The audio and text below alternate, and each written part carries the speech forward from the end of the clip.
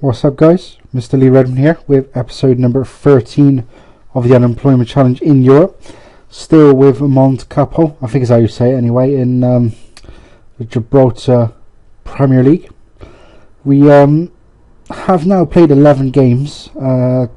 Eventually, maybe it's all over the shop with the way it's going. So we've played the 11 games. We'll go and have a look at those in a second. We'll have a look at some transfers first. There's only 3. Well, possibly 5, depending on these two. Lee Gorman and John Higgins from Gibraltar Phoenix. The 3 players... Oh my god, wrong one. The 3 players brought in are Giovanni Gomez, 19-year-old left back from... I can't remember what that was. San Joseph. He's a 5-star rated current ability with 5 stars as well. Left back, so he can be in the Premier Division, I reckon. George Martin, a 19-year-old central midfielder from Lions Pilots. Again, 5-star current ability as well as potential.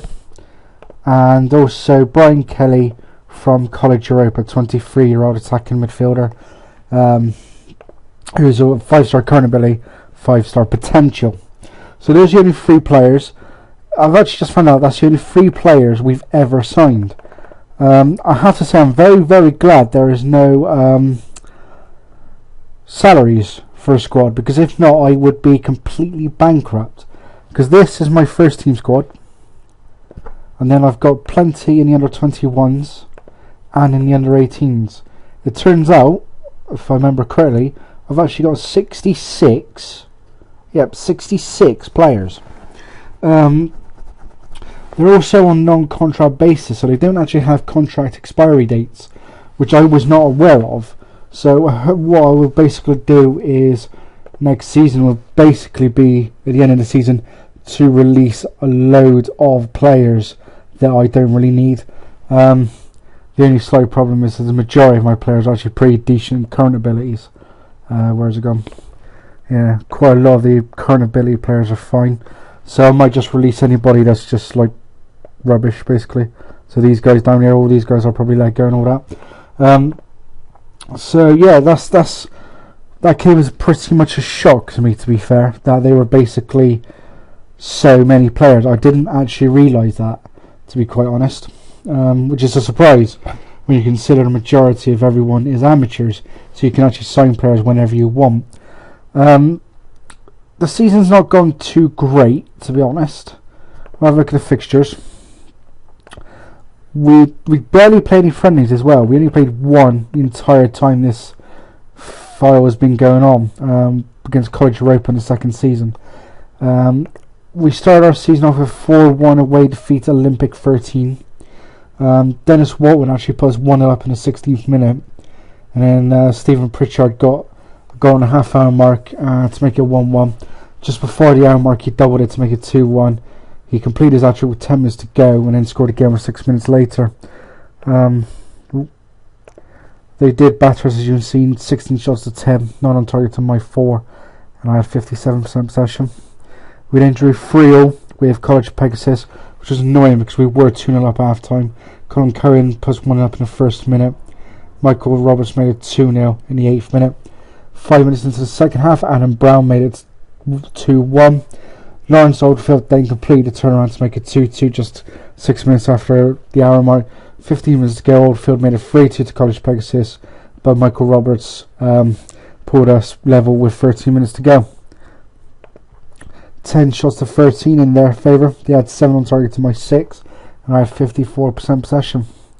We then drew 1-1 away at Leo Perilla. Neil Reed put them 1-up in the 22nd minute, and then with 4 minutes to go, Jensen Bocio made it 1-1 to give us another point. It was 12 shots to 10 in my favour. We had 3 on target to their 2. I had 58% possession. We then got our first win of the season, a 2-0 win in Manchester 62. Zane Hogarth put us 1-up in the 13th minute, and then Ronnie Robertson made it 2-0 in the 39th. George Martin was sent off with a straight red for us with 4 minutes to go. We were able to hold on to take the 3 points. 14 shots to 6 in their favour. They had 7 on target to my 4, and I had 52% possession. We lost 3-2 at home to College Europa, Ash Hone put in 1-0 up in the 13th minute from the penalty spot. With 11 minutes to go before half time, he doubled the lead. And at half time, it was 2-0. Evan Gonzalez made it 3-0 in the 63rd minute. 79th minute, Holgado pulled one back to give us hope. And then 6 minutes later, Kevin Bridges made it 3-2. But we weren't able to take another goal to pull it back to 3-0. We ended up losing 3-2. It's 10 shots to 7 in my favour. I had 5 on target to their 4.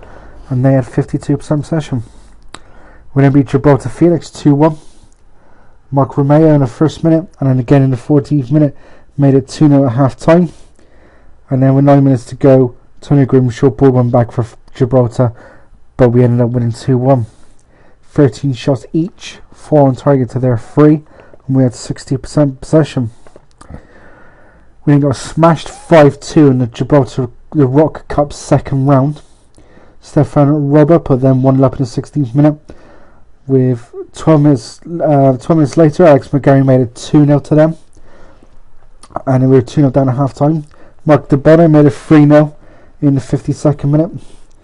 Elliot Stedman made it 3-1 in the 58th minute, putting through his own net. Mark Romero made it 3-2 just after the hour mark. But 2 minutes later, DeBono made it 4-2.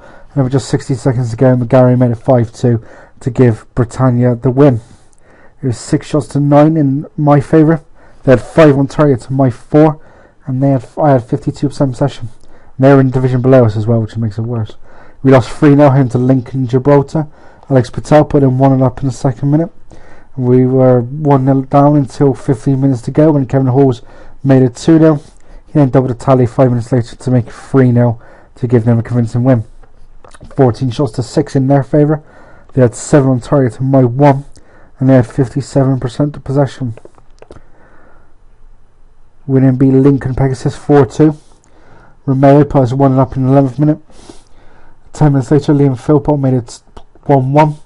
And just 8 minutes later, he made it 2-1. We were 2-1 down at half time. But we were able to pull it around as Jamie Cardona in the 50th minute made it 2-2. With 9 minutes to go, Lee Oliver made it 3-2. And Kevin Bridges finished off the scoring with 3 minutes to go to make it 4-2.